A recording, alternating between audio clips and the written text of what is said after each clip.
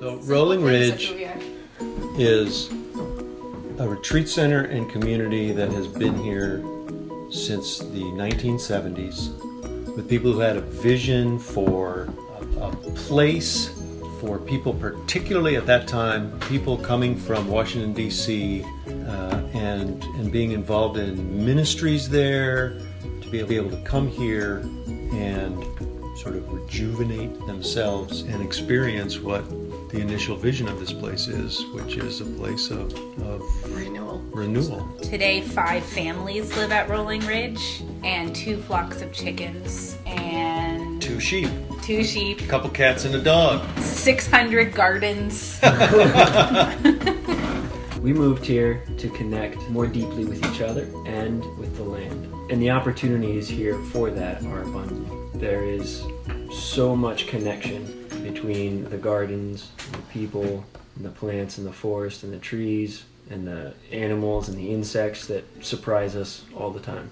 I think there's a surprise every day when you walk outside here. Something you never saw before or noticed before. What would you consider your hard work here? Heart? Not hard work, there's lots of that.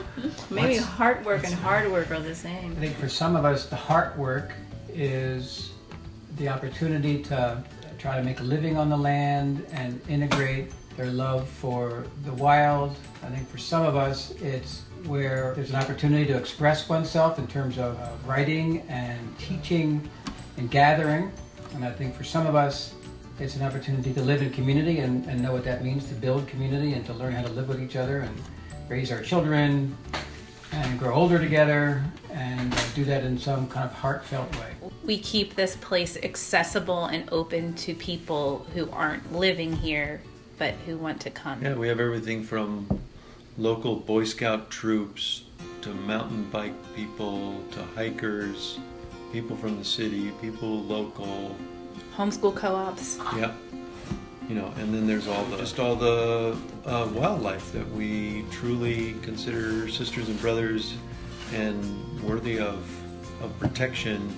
There's a lot of projects here that are based in preservation or understanding the ecology of a place, protecting a place. Yeah. And so there's a calling to protect the forest that's here and make choices that have us live as lightly as possible. I think we're all aware that in sort of the strict sense, the word conservation, like conserving water and other resources, forest resources, we are very sensitive to those issues.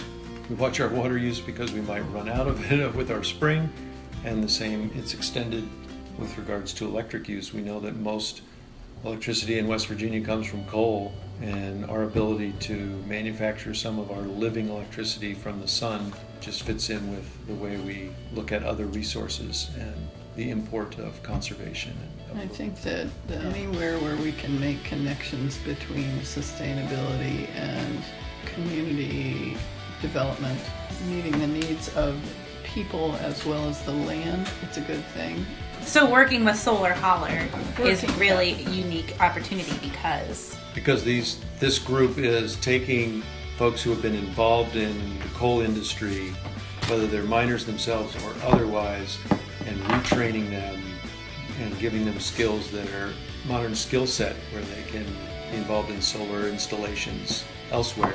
Yeah, it's a great concept. Solar energy provides us with vast amounts of food from our gardens, wool from our sheep, eggs from our chickens that are roaming around, and this is also an extension of that, getting electricity to run. These efforts, for me, I think bring to mind that cliche phrase of think global, so act local. And I think we recognize that our actions here matter in some way, not maybe in a huge way, but in a small and maybe important way. This is an opportunity to actively be involved in solar energy and moving away from fossil fuels, even if you can't personally put solar panels on the house where you're living for whatever reason. It's a way to be involved.